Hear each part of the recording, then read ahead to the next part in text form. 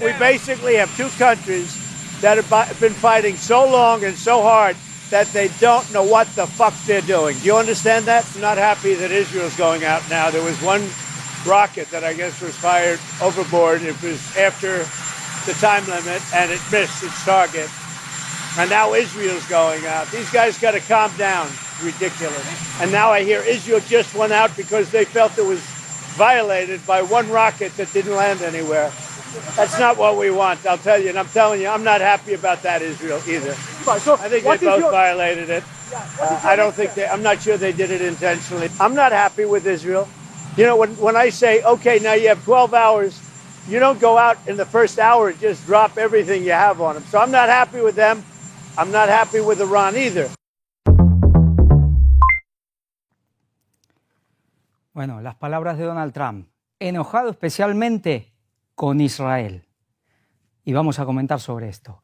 Estamos en la conferencia número 492 de Noticias de Actualidad en relación con la profecía. Hoy es el miércoles 25 de junio del 2025. Hemos titulado esta conferencia ¿Busca Estados Unidos la destrucción del Estado de Israel?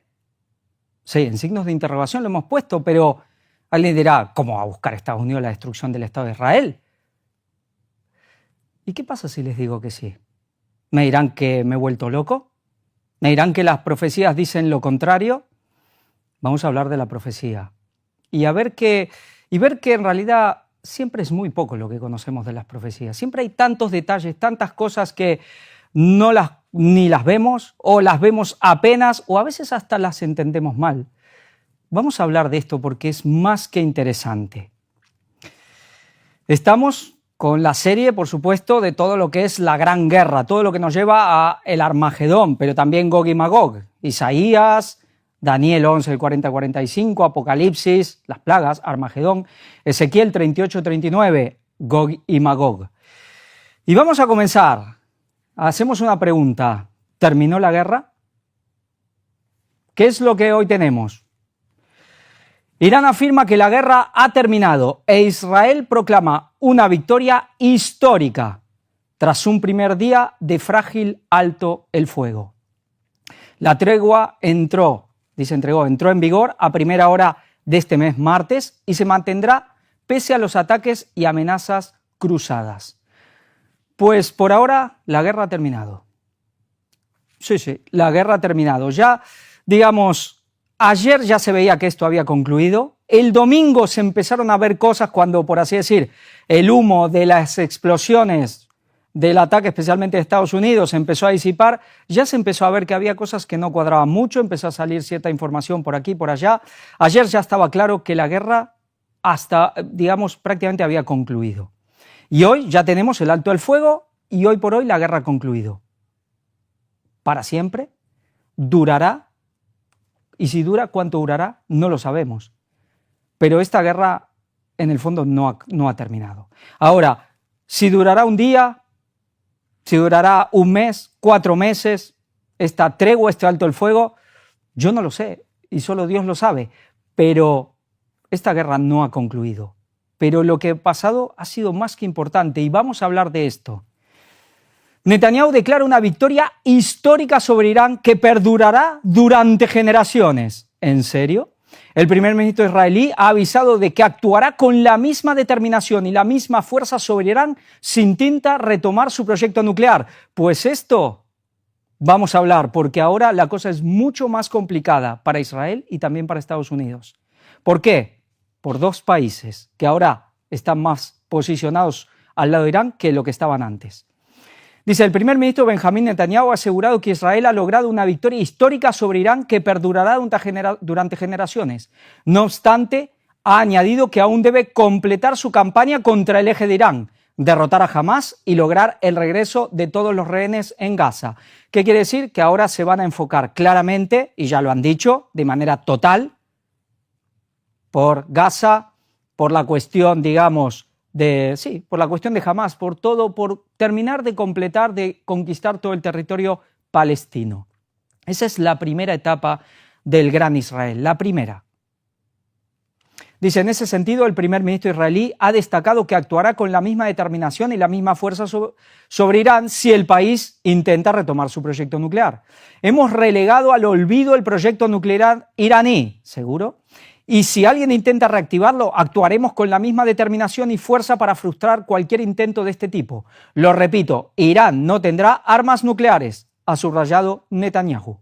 Además, durante su intervención, el primer ministro israelí ha calificado como destruidas las instalaciones nucleares iraníes de Fordow, uno de los 3 objetivos, junto a Isfahan y Natanz, del ataque realizado por Estados Unidos contra Irán este pasado fin de semana. Dice que una victoria aplastante que durará por generaciones. Es ex asesor del Pentágono. Israel está en peor estado de lo que aparenta. Douglas Macgregor advierte que Tel Aviv ha sufrido daños severos.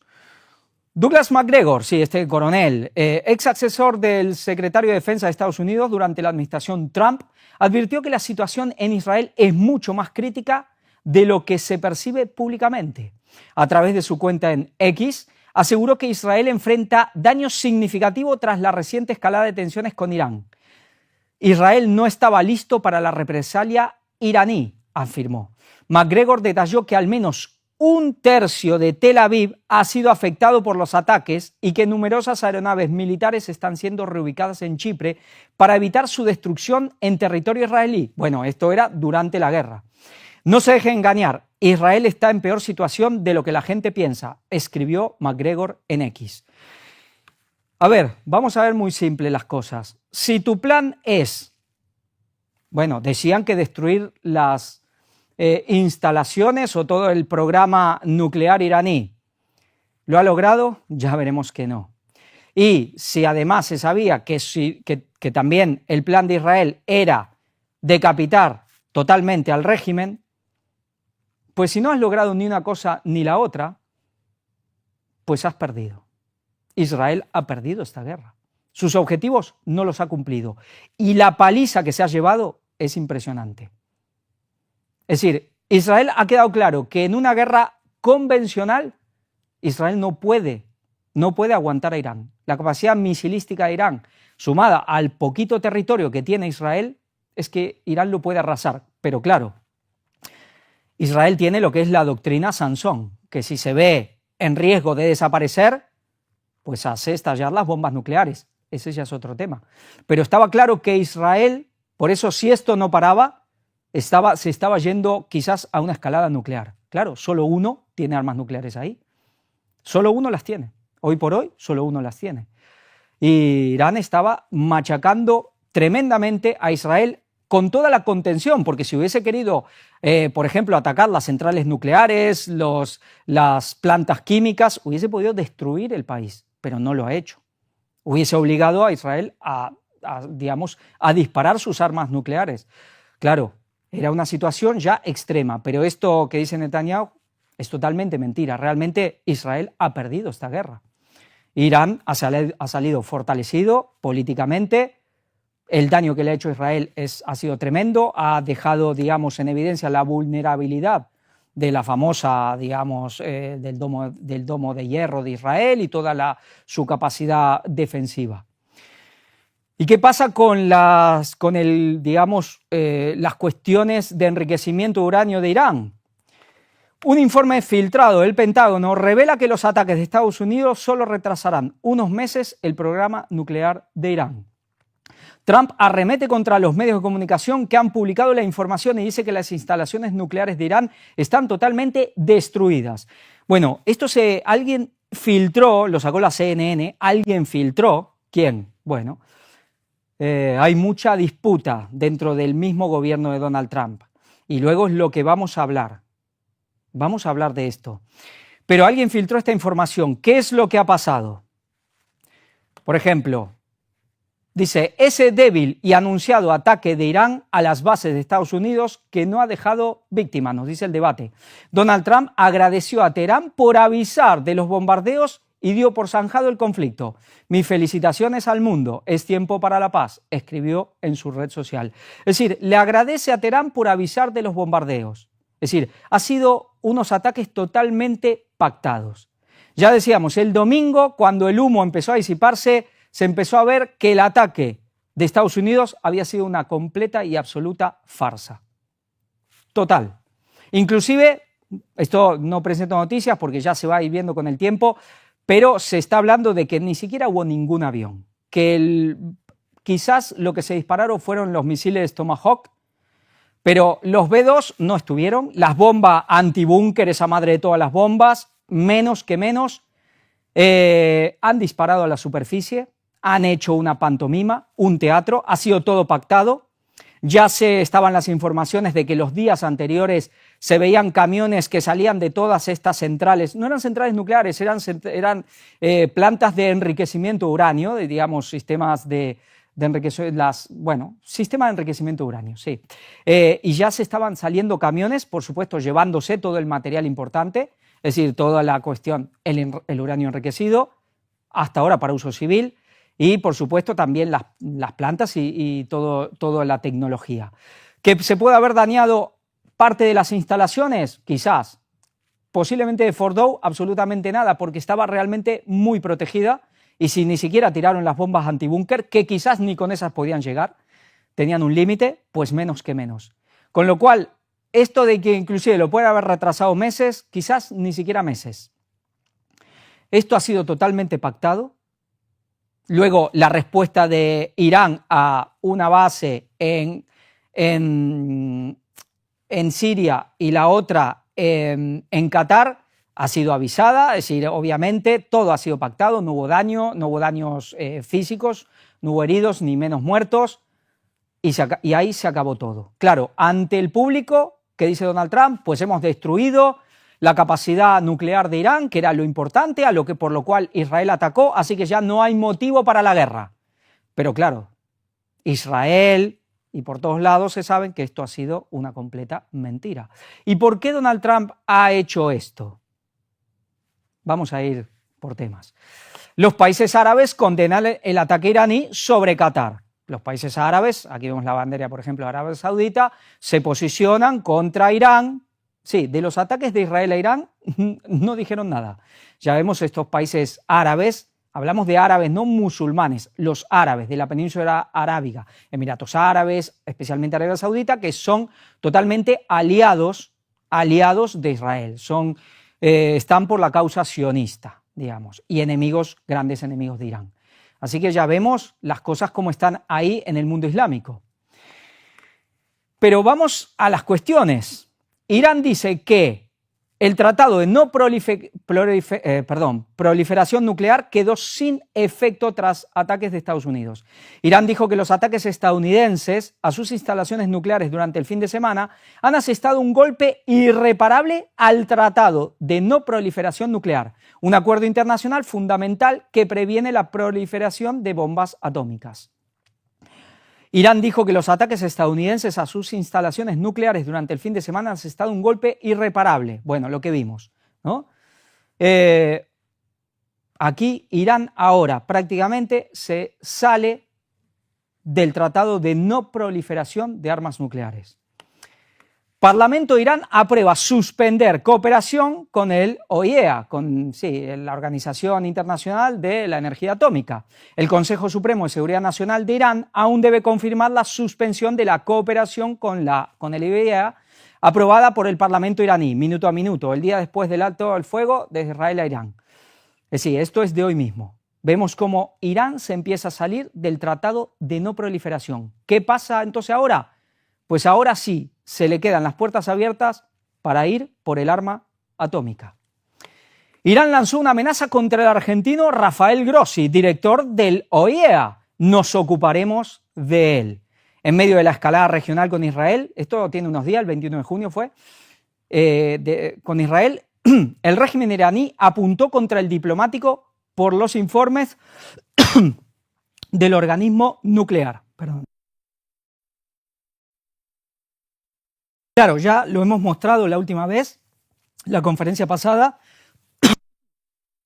cómo este hombre, que es el director de la organización, mintió descaradamente, se usaron informes falsos directamente dados por el Estado de Israel, Y claro, se ha atacado Irán en base de una mentira.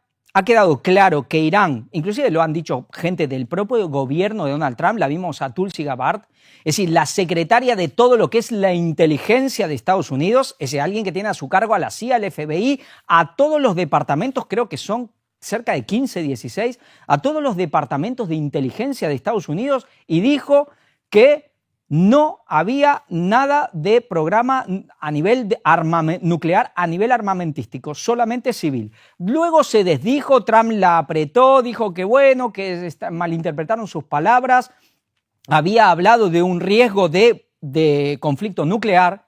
Claro, ahí se veía que o alguien estaba pensando en atacar las instalaciones de Irán con bombas nucleares, porque quizás para alguna era la única manera de llegar, o también se podía ver de que Israel no iba a poder contener los misiles de Irán y podía ir a una guerra nuclear. Sea como fuere, esta mujer lo dejó claro y no fue la única. Irán no tiene armas nucleares. Irán obedeció durante más de 2 décadas a todo lo que se le dijo. Israel a ninguna, porque ni siquiera pertenece, ni siquiera ha firmado el Tratado de No Proliferación de Armas Nucleares. Oficialmente ellos no dicen ni que sí ni que no a tener armas nucleares. Con lo cual, ahora lo que ha pasado es que se le ha dado la justificación y el derecho a Irán a tener armas nucleares. Y ahora poco importa lo que diga, lo que pueda decir Estados Unidos, porque ahora hay 2 países que mandan, porque aquí la cuestión se resuelve entre 3 grandes gigantes. Europa en esto no pinta nada, por supuesto, estamos hablando de Estados Unidos, de Rusia y de China. Y ahora Irán ha sido atacado, calumniado, totalmente injustificadamente, y ahora se le da el derecho y la justificación a tener armas nucleares. Ahora, ¿quién le puede decir que no tiene que tenerlas? Si cuando ha hecho todo lo que se le pedía, igual lo han atacado y han ido a por él, porque ahora cuando se hizo el alto el fuego en estas últimas ataques cruzados, se mató a otro científico, pero a toda su familia, durmiendo, su mujer, su esposa, creo que 2 hijos y 2 hijas, que estaba el suegro, bueno, a toda la familia durmiendo. Entonces, ahora, ¿quién le va a poder impedir a Irán no desarrollar armas nucleares? Como diciendo, es la única manera que tenemos de defendernos porque nos quieren destruir. Se intentó aniquilar a todo el régimen. Pues esto es lo que ha pasado con el ataque de Estados Unidos. Parece que Estados Unidos le ha dejado las puertas abiertas a Irán para que tenga el arma nuclear. ¿Y por qué Estados Unidos haría eso? Vamos a ver esto. El artículo 10 del Tratado de No Proliferación, el TNP, de armas nucleares establece el derecho de las partes a retirarse del tratado en circunstancias que comprometan sus intereses supremos. Este artículo específicamente permite la terminación del tratado si una parte considera que eventos extraordinarios han puesto en peligro los intereses supremos de su país. Esto ha pasado, pues, con todas las letras. Irán ahora puede ir a por el arma nuclear. Irán está listo para reanudar su programa nuclear y el enriquecimiento de uranio. Ya sabemos que todo fue una pantomima. Irán tiene una gran red de establecimientos, digamos, de lugares para seguir haciendo secretos, para seguir haciendo estas cuestiones. Así que, ¿cuánto lo ha retrasado? Seguramente poco y nada. Dice Teherán, la Agencia para la Energía Atómica iraní anunció el martes que el país persa está listo para reanudar el enriquecimiento de uranio en el marco de su programa nuclear, 12 días después del inicio de los bombardeos de Israel contra instalaciones atómicas y en medio de un frágil alto el fuego. Esto es de ayer. El programa nuclear de Irán se reanudará sin interrupción y estamos listos para reiniciar el enriquecimiento. Nuestro programa no se detendrá. Claro, hasta ahora el programa era civil, pero ahora ya la cosa puede cambiar en gran manera, dijo la agencia según información medios iraníes. China y Rusia se alinean contra el ataque de Estados Unidos a Irán y proponen una resolución de alto el fuego. Pues aquí vemos quienes ya se han tenido que posicionar de una manera más clara. Cuando empezó todo el tema de la guerra, se dijo mucho de que Irán había sido totalmente abandonado por Irán y por China. Luego entramos a ver que eso no era así, ni por cerca ni por lejos.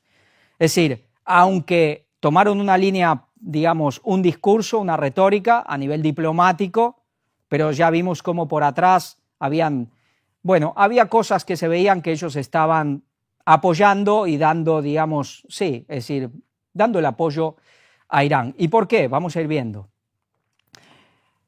Xi y Putin presentan un frente unido ante la crisis entre Israel e Irán en un mensaje encubierto a Trump. China y Rusia se posicionan como voces de la razón, pidiendo la desescalada de un conflicto en el que Estados Unidos contempla entrar. Esto fue un poco antes de que entre, por supuesto. Esta es la imagen que Xi Jinping y Vladimir Putin intentaron proyectar durante una llamada telefónica el jueves. Mientras el presidente de Estados Unidos, Donald Trump, evalúa unirse a Israel para atacar a Irán, el conflicto, que se agrava rápidamente entre dos enemigos jurados en Medio Oriente, ha brindado a Beijing y Moscú otra oportunidad para presentarse como una alternativa al poder estadounidense. Sí, ya la alternativa, los BRICS, que Trump dijo que venía a romper los BRICS, y es lo que está intentando hacer. Vamos a otra noticia. La guerra empuja a Irán hacia China y Rusia, que temen un colapso energético en Oriente Medio. La errática estrategia de Trump en la lucha entre Irán e Israel deja a Rusia y China como potencias mediadoras que no aceptarán un cambio de régimen en Teherán. Se juegan muchísimo. Vamos a ver ahora una noticia que tiene varios años, 2016. Rusia, China, Irán, una alianza destinada a romper hegemonías. Aquí vemos un eje, ese llamado eje de la resistencia. Aquí vemos realmente lo que es el otro bloque. ¿Pueden Rusia y China permitir que le coman todo el pastel? ¿Qué pasó en Siria? Cuando empezó el conflicto en 2011, Rusia intervino y aguantó.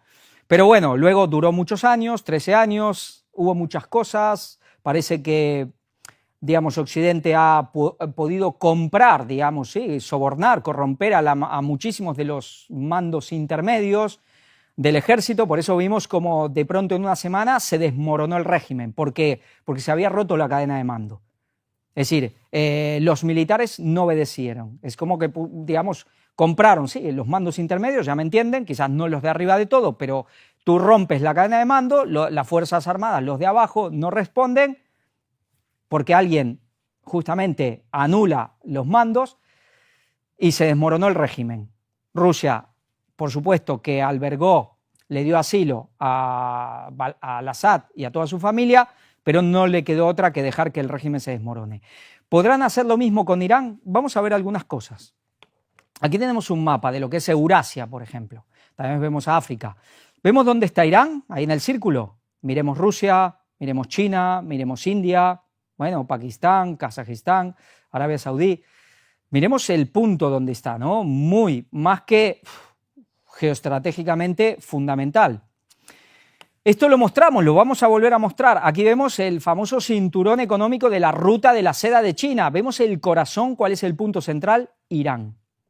Pero hay algo más que no hemos mostrado la otra vez. Digamos, el corredor internacional norte-sur de Rusia. ¿Y cuál es el eje? Moscú, digamos que va de Rusia a India, ¿por dónde pasa? Por Irán. ¿Vemos lo que significa Irán para Rusia y para China? ¿Hasta dónde dejarán que Estados Unidos les pise, digamos, les coma terreno? Es que no pueden.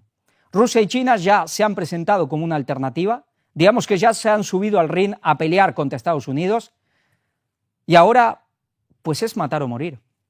O como decíamos, morir matando. Ya no te queda otra. ¿Cuándo van a reaccionar? Cuando solo quede la última migaja del pastel, ya será tarde. Nosotros hay cosas que nunca vamos a saber, pero cuando pasan este tipo de situaciones, hay muchas llamadas por teléfono por abajo de la mesa. Especialmente aquí el punto es Estados Unidos, Rusia y China. Aquí son los que deciden la cuestión. Y no vamos a saber realmente todo lo que se ha podido hablar entre estos países cuando empezó la guerra entre Israel e Irán. Pero seguro que hablaron.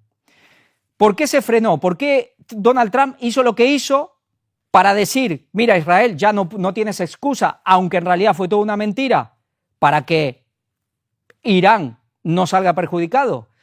Pero simplemente porque le interesa la paz, o aquí había algo más, o aquí es que realmente Rusia y China le dijeron a Estados Unidos, si entras, entramos nosotros.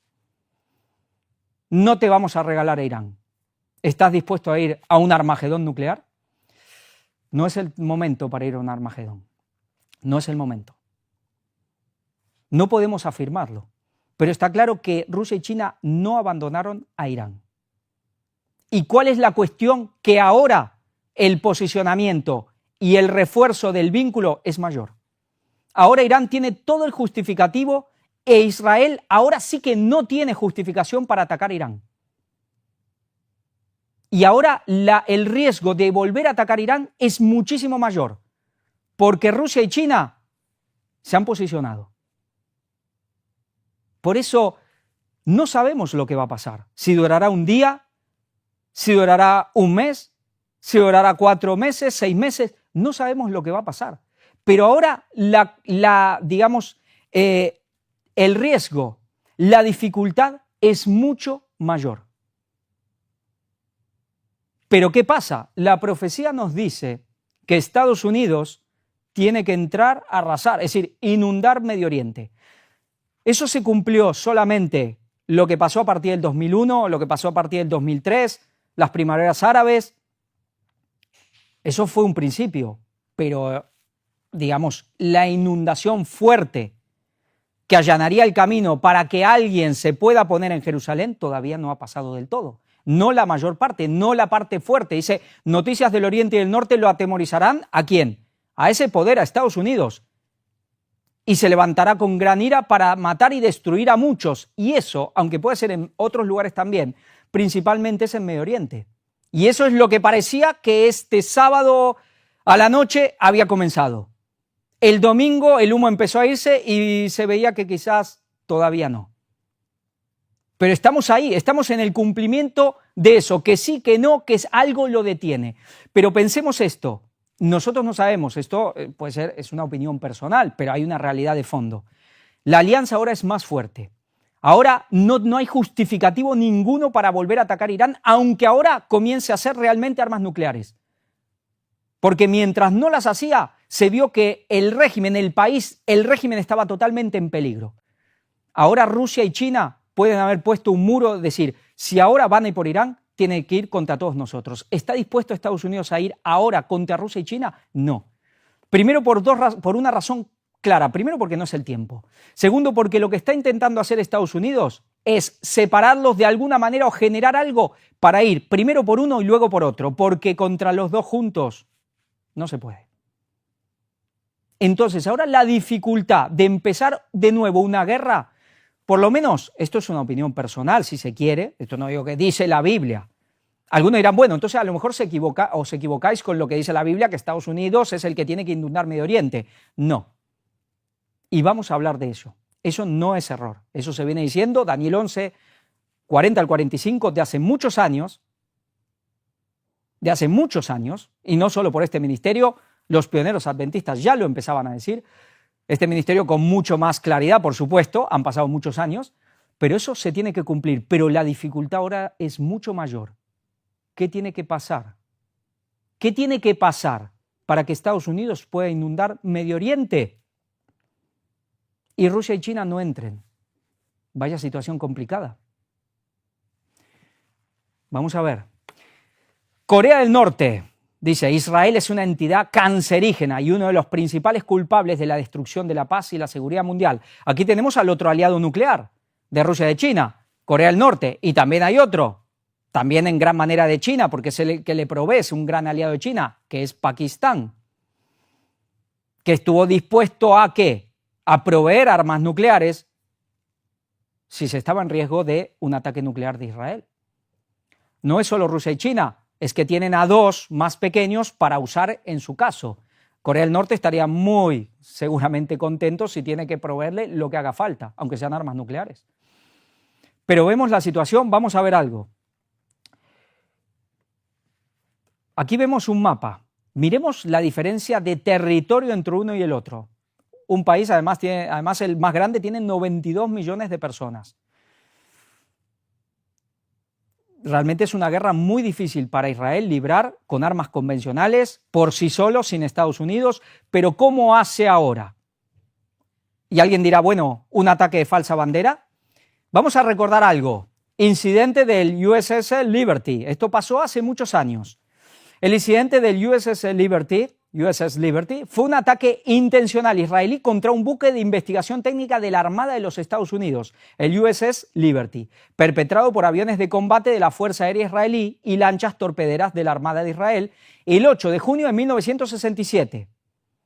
Sí, cuando estaban en ese conflicto, ¿no? Tan famoso, la Guerra de los 6 días y todo eso. Durante la Guerra de los 6 días. El ataque combinado por aire y mar causó la muerte de 34 miembros de la tripulación, oficiales navales, marineros, 2 infantes de marina y un civil. Hirió a 171 miembros de la tripulación y causó graves daños al buque. En ese momento el buque se encontraba en aguas internacionales al norte de la península del Sinaí, a unas 25,5 millas náuticas al noroeste de la ciudad egipcia de El Arish. ¿Qué quiso hacer Israel? Quiso involucrar en la guerra a Estados Unidos y bombardeó un buque de Estados Unidos directamente. ¿Puede llegar a hacer eso Israel otra vez? Claro, ya se sabe, y esto últimamente, estos últimos días, en muchos lugares se ha recordado este incidente.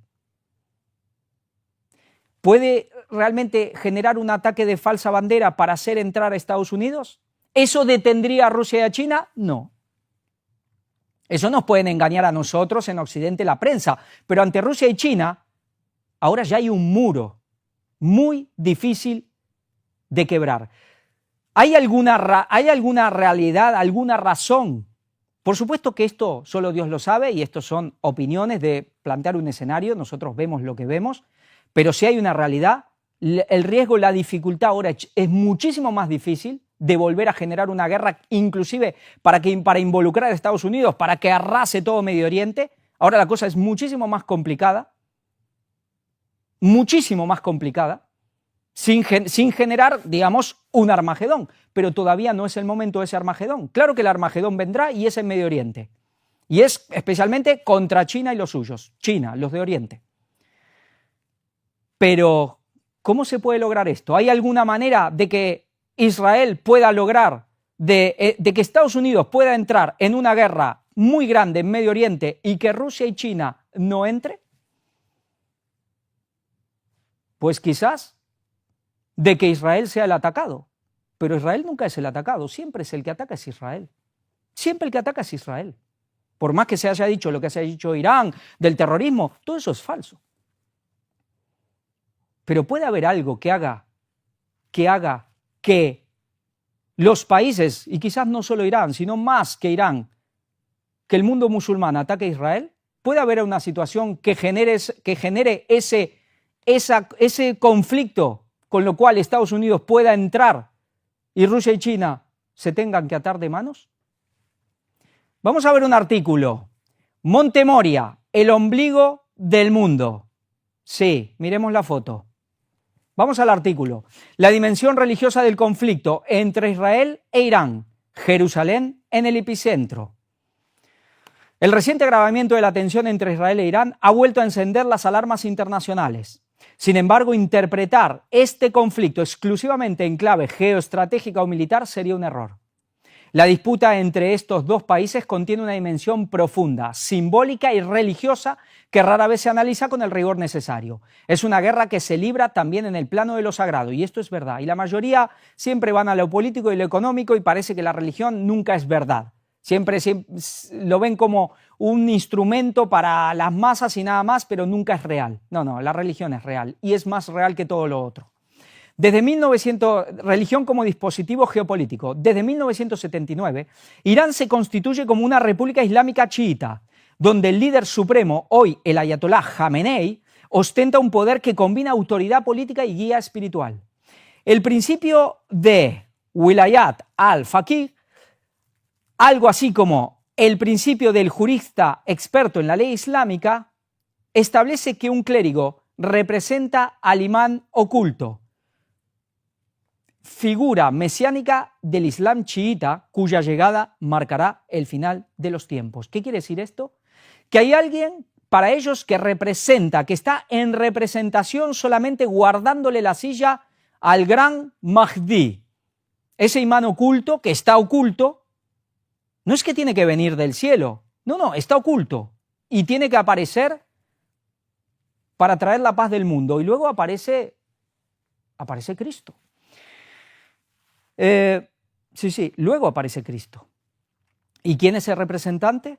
Pues el gran ayatolá de Irán. Para los chiíes, que son los más fundamentalistas en la cuestión del Mahdi, es más difícil engañarlos, a los suníes es más fácil. Para ellos, el ayatolá es el representante del Mahdi. Fijémonos justamente lo que significa querer matar a este hombre, para todo el chiismo a nivel mundial. En este marco, el enfrentamiento con Israel no es solo una lucha territorial, sino parte de una narrativa escatológica, en la acepción que se refiere a la parte de la teología que trata de las últimas cosas, muerte, juicio final, etc. Según el sociólogo Hamid Dabashi, el régimen iraní articula su política exterior como una historia de redención, donde la resistencia contra Israel y Estados Unidos cumple una función sagrada. El martirio, la lucha contra la opresión y la liberación de Jerusalén son elementos centrales del discurso teológico político iraní. Sí, Irán, además comentábamos que puede aguantar mucho más los muertos que Israel, porque inclusive en el Islam chií y en Irán, el martirio tiene un significado enorme. Eso lo vemos de una era, bueno, eso bastante con el terrorismo islámico suní también, es verdad. Pero en el chiismo también representa, no en el mismo nivel, no a nivel de terrorismo, no a nivel de suicidio, ellos no aceptan esa cuestión hoy por hoy, porque en su época del viejo de la montaña, los Haji Yassin, pues sí lo aceptaban, de ahí sacaron tanto los templarios y jesuitas, ¿no? Pero ellos, aunque hoy por hoy no contemplan el tema de ese tipo de martirio, pero para ellos el tema del martirio en sí, morir por la causa, ser muerto en la guerra o por las cuestiones que sea, bueno, adquiere una dimensión tremenda. Por eso rápido ellos sí ponen a los muertos a primera plana, porque son grandes héroes. Dice, por otro lado, Israel, aunque fundado como un Estado laico, no ha escapado a la influencia religiosa. El sionismo, aún en su versión secular, siempre ha aportado un componente mesiánico, es verdad. Yo recuerdo hablar con un tío mío judío, ya saben que en Argentina hay muchísimos, y él es ateo, bueno, era ateo, murió hace muy poco. Él era ateo, era muy ateo, pero un día le pregunté sobre si no creía que Jesús era el que dijo ser. Y él no me pudo mirar a los ojos, pero me dijo, no, ya vendrá nuestro hombre. Es decir, a pesar de todo, la cuestión mesiánica la tienen. Esperan a alguien, un rey davídico. Quedémonos con esto, el rey davídico, porque esto tiene mucho que ver con lo que comentábamos de si Estados Unidos busca la destrucción del Estado de Israel, y no solo Estados Unidos. Hablamos del poder más alto que hay. Gershon Scholem, 1971, advertía que el proyecto israelí funcionaba con una estructura de expectativa mesiánica secularizada, donde el regreso a Sion actualiza promesas bíblicas. Hoy, con la creciente influencia de partidos religiosos, esa dimensión escatológica cobra nueva fuerza en la política israelí. Sí, ya estaba cuando surge Israel, que surge muy de izquierda, de partidos socialistas, muy ateos, seculares, pero la dimensión mesiánica ya estaba en gran manera. ¿Cuánto más ahora que los partidos de derecha, de los ortodoxos, han tomado el poder? Muchísimo más. Epicentro del conflicto, la ciudad de Jerusalén funciona como un espacio sacralizado para ambas potencias. Para Irán, su liberación es una causa religiosa panislámica. Para Israel es la capital eterna e indivisible del pueblo judío. Tanto Irán como Israel consideran Jerusalén no solo un territorio político, sino un espacio sacralizado, una especie de nodo cósmico donde se juega la suerte del mundo. En la tradición chiita, la lucha por Al-Quds, la sagrada, nombre árabe para Jerusalén, es parte de la yihad contra la injusticia global. En Israel, la ciudad es el corazón identitario y símbolo de la nación. Bueno, es muy interesante el artículo, sigue, no lo voy a leer todo por una cuestión de tiempo y para no aburrir, las lecturas son a veces tediosas, sé que cansan más. Pero pensemos algo, se hablaba mucho de ataques, yo buscaba porque se hablaba ataque a Jerusalén, buscaba vídeos que realmente muestren que haya habido ataques a Jerusalén, no encontré ninguno. Los ataques fueron especialmente a Tel Aviv y también a Haifa y a ciertos puntos militares que podían estar más desparramados. Inclusive he visto hay un canal muy famoso, un Bacari Suerto en Israel. Lo vi ayer, hizo en estos días un especial en una ciudad, no recuerdo, es una ciudad muy especial, que es grande, es muy ortodoxa, todos viven en ese punto, y la vida seguía como si nada. No había refugios, no había alarmas, todos seguían como si nada, pero claro, no recibieron ningún ataque. Pero menos Jerusalén. ¿Por qué? Porque a Irán no le interesa destruir Jerusalén, todo lo contrario. Además, no son tontos. Porque muchos me preguntaban, bueno, ¿y ahora no será que van a hacer un ataque de falsa bandera y aprovechando los misiles de Irán e Israel va a destruir las mezquitas? Yo digo, no lo sé, puede ser, pero me suena raro, porque me suena muy raro que Irán ataque a Israel para inclusive darle esa salida, porque además pensemos en otra cosa. Si Irán se pone a atacar Jerusalén, en gran manera, puede ser que hayan tirado algo, algún dron, pero no han atacado a nivel como atacaron en los otros lugares seguro, porque no hay vídeos y no lo han hecho, porque no solo ellos se pueden equivocar y no vaya a ser que le den a las mezquitas, pero aunque no se equivoquen, porque hemos visto que han tenido una precisión extraordinaria, es decir, una capacidad, un poder misilístico impresionante, realmente formidable, si atacan con muchos misiles, saben que Israel lo que puede hacer es bombardear las mezquitas, echarle la culpa a Irán y además aprovechar para poner a los enemigos musulmanes de Irán en contra de Irán, para poner a Arabia Saudita, etcétera, etcétera, y decir, inclusive Turquía quizás, y decir, miren, los iraníes, los chiitas han atacado uno de los lugares sagrados de Israel y han destruido las mezquitas. Por eso Irán no atacó Jerusalén y no le interesa atacar Jerusalén. Y ahora en este momento, ¿puede Israel hacer ese ataque de falsa bandera? Ahora no puede. Pero decíamos, ¿hay alguna posibilidad de que no sea Israel ahora quien ataque, sino quien sea atacado y Estados Unidos poder entrar de manera fuerte y que Rusia y China no puedan hacer nada? Pues quizás esta es la posibilidad de que caigan esas mezquitas. Los musulmanes ya han dicho, si esas mezquitas caen, aunque sea porque la sopla el viento, nosotros atacamos. ¿Qué quiere decir? No solo tiene que ser una cuestión militar, aunque sea por un terremoto, decían, nosotros atacaremos. Quizás ahora, y digo quizás, porque ahora a lo mejor mientras estoy diciendo esto, Israel se pone a atacar Irán de nuevo. Yo no lo sé, pero lo vemos que ahora sí que es más complicado. Ahora es más complicado ya que China y Rusia no entren si Estados Unidos entra. Y dado lo que ha pasado, Israel sabe que no puede, a no ser que use las armas nucleares, con lo cual ya es una provocación a Rusia y China absoluta, no puede pelearle de igual a igual a Irán. ¿Queda solo la carta de las mezquitas? Sabemos que esto tarde o temprano tiene que pasar. Y quizás, ahora la opción es mucho más fuerte. Quizás es la única opción. Yo no lo sé. Ya veremos lo que pasa. Pero simplemente ponemos que el escenario de ahora, si ya Estados Unidos pudo tener la excusa de entrar, con todo en Medio Oriente y no lo hizo, más difícil lo tiene ahora. A no ser que pase algo que invierta los papeles y de pronto el mundo musulmán vaya contra Israel. Porque sí. Claro, no sería porque sí, pero podrían hacerlo, que sea porque sí. Bueno, cosas de la tierra, ¿no? Vamos a seguir y vamos a recordar un poco para ir viendo lo que planteábamos. ¿Busca Estados Unidos la destrucción del Estado de Israel? Vamos a ver una noticia que esto tiene un poco más de tiempo. Jamenei dice que eliminar al régimen sionista no es eliminar a los judíos, tras hablar de solución final. Vemos la retórica, siempre dice, bueno, es que Irán quiere exterminar a los judíos. Nunca ha dicho eso Irán. Bueno, es que Irán quiere hacer desaparecer del mapa al Estado de Israel. Eso sí lo ha dicho. El Estado sionista de Israel, el régimen sionista. El tema de Irán es, el enemigo de Irán es el régimen sionista. El sionismo político. El Estado de Israel. No los judíos. Veremos algo, vamos a ir un poco más atrás. Famosos protocolos de los sabios del Sion. Solo vamos a ver un tema.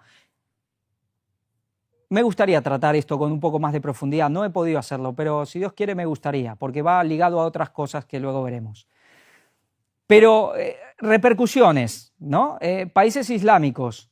El ayatolá Jomeini, no Jamenei, el gran fundador de este régimen, el de la revolución del 79, que ya ha muerto en el 89, si no me equivoco, el ayatolá Jomeini era muy aficionado a las teorías de la conspiración judía y le gustaba ilustrar sus textos con fragmentos de los protocolos. Por extensión, usaba este alegato antisemita para criticar a todo Occidente. Así lo hizo en 1984 en la publicación Imán, en un artículo en el que usaba al ejército británico de cometer atrocidades durante la Guerra de las Malvinas, que había sido en el 82, por consejo de los sabios del Sion. Es decir, este régimen nace, el régimen de los ayatolá de Irán, nace en un plan totalmente antisionista, no antijudío. Pensemos algo, son persas, no son árabes, son musulmanes, pero son persas. Si hay un reino en la Biblia, si hay un reino que ha tenido la mejor relación y más ha ayudado a los judíos, inclusive a construir el templo, más que nadie, ese ha sido los reyes de Persia. Sí, los reyes de Media y Persia, pero en gran manera los persas. Porque luego los medos al principio toman el poder, Darío, pero luego ya vienen los persas, Ciro, etcétera, etcétera. ¿Por qué ahora odiarían a los judíos? ¿Ha pasado algo? No. Pero ¿qué es lo que ellos, por así decir, odian este régimen de los ayatolá? El sionismo político. Y ya veíamos cómo desde París llegó el ayatolá. Sí, ya vimos cómo en ciertos lugares, por ejemplo, en ciertas revoluciones venían de Londres, sí, hablamos de Revolución Rusa, ¿no? Venían de Londres, venían de Nueva York.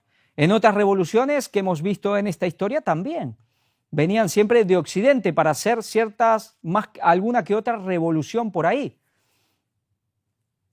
El tema de Revolución Francesa, el tema esa París, esa masonería tan iluminada y revolucionaria que ha generado estos gobiernos, estos regímenes que tanto les ha servido, aunque hayan sido hasta enemigos, que pasó con la Unión Soviética. Entonces vimos cómo había un régimen, el de los Shah, el imperio de los Shah en Irán, que era totalmente amigo de Occidente, de Estados Unidos, de Gran Bretaña, y luego Estados Unidos y Gran Bretaña lo quitan para poner un régimen totalmente, por sobre todo, enemigo ¿de quién? Del sionismo, del Estado de Israel. ¿Por qué interesaba esto? ¿Por qué interesaba esto? Luego vamos a ir comentando todas estas cuestiones. Pero también siempre esta gente que hace ciertas revoluciones, que son muy anticapitalistas, que son esto, que son lo otro, anti-Israel, anti-Estados Unidos, pero siempre estos revolucionarios vienen en limusina, por así decirlo, o en aviones totalmente pagados y financiados desde Nueva York, desde Londres, desde París. ¿Qué cosas, no? Masonería iluminada, lo hemos visto. Aunque realmente por ahí les interese que sean enemigos. Y lo que hablábamos, porque vamos metiendo en terreno, ya llegando al final, vamos a meternos ya en terreno. Hacíamos esta pregunta el año pasado cuando se intentó matar a Donald Trump, y yo creo que lo intentaron matar. Y hacíamos esta pregunta, ¿quién quiere muerto a Donald Trump? ¿Quién realmente? Y yo esa pregunta la hacía con toda, con toda honestidad, honradez. Yo no sabía, me hacía esa pregunta a mí mismo. Hay muchas facciones de poder, en estas élites. ¿Cuál de ellas quería muerto a Donald Trump? Porque esto no es lo mismo que Kennedy. En Kennedy fue todo el poder, porque lo vimos como acabaron con él y estaban todos metidos. Aquí fue más chapuz. Aquí se vio claramente que era una facción del poder, pero no todo el poder, si no hubiesen acabado con él. Pero posiblemente sí vemos que hay una facción que lo quiere muerto. ¿Y quién es esa facción? No son los BlackRock, no es el Vaticano. ¿Quién lo quiere muerto a Donald Trump? Vamos a ver algo. Congresista Marjorie Taylor Greene vincula el asesinato de JFK con su oposición a un Israel nuclear y cuestiona su propia seguridad y la de Trump. Esta, que es del gobierno, digamos, de la administración Trump, ¿por qué hace estas declaraciones? Porque se han desclasificado parte de los documentos del asesinato de John Fitzgerald Kennedy. Y al final, ¿quién ha quedado como culpable? El Estado de Israel. Vaya, el sionismo político. Y ahora, ¿a quién, a quién echa la culpa o a quién culpa de la seguridad de Donald Trump? Al Estado de Israel. Es decir, esa desclasificación de los archivos del asesinato de Kennedy se ha tirado el muerto, y literalmente el muerto de él, de su hermano, del padre del que ahora es como ministro de Salud, del hijo también de John Fitzgerald Kennedy, el John Kennedy que murió en un accidente y algunos otros más. Lo han tirado todo al Estado de Israel. ¿Esto es cierto? Que estuvo metido el Estado de Israel, seguro, porque Kennedy se oponía a que el Estado de Israel, ya lo hemos mostrado, tenga armas nucleares. Pero solo ha sido eso. ¿Qué pasa con la Reserva Federal? ¿Qué pasa con las sociedades secretas? ¿Qué pasa con el Vaticano y las intenciones de volver a separar como era en un inicio Iglesia y Estado? También es interesante que estos dos hombres, que fueron los que detuvieron una escalada nuclear en esos famosos, ahora se habla de una guerra de 12 días que puso al mundo en vilo. Hubo un famoso periodo de 13 días que puso al mundo en vilo, en el año 62, crisis de los misiles entre Estados Unidos en Cuba, entre Estados Unidos y la Unión Soviética. Interesante que los dos hombres que terminaron con la escalada nuclear, luego aparecieron muertos. Quizá a alguien le interesaba también que la cosa vaya más a nivel nuclear en ese momento. Pues posiblemente. Pero ahora parece que todo el tema, la culpa la tiene el Estado de Israel. Interesante. Y si la seguridad de Trump peligra, es por el Estado de Israel. ¿Puede haber un atentado contra Donald Trump? Puede. ¿Y quién sería ya el culpable? ¿Irán? Ya sabemos que no. ¿Sería el sionismo político? El Estado de Israel es un Estado sionista. Y el sionismo político no está solo en Israel, está también, en gran manera, en la política de Estados Unidos. La facción sionista. Son ellos los que quisieron borrar del mapa a Donald Trump. ¿Por qué? Ya tuvo una administración Donald Trump. Verán que Donald Trump no quiere todo lo que realmente quiere el Estado de Israel. ¿A quién sirve Donald Trump? ¿Sirve al Estado de Israel? No. ¿A quién sirve Donald Trump? Podemos diferenciar básicamente entre un sionismo político y un sionismo financiero. Pero nosotros ya hemos visto a quién sirve Donald Trump. Ya vimos ante quién se ha postrado Donald Trump. Y quién es el poder por sobre todos que ha llevado la primera vez y la segunda vez a Donald Trump a la presidencia. Y es el Vaticano. Ya lo hemos visto postrado ante la imagen de Juan Pablo II.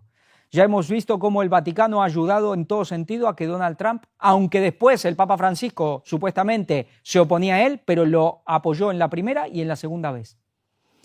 Y Donald Trump es un hombre del gran sionismo financiero, porque él viene del mismo lugar donde viene toda esa élite sionista financiera judía, de Alemania.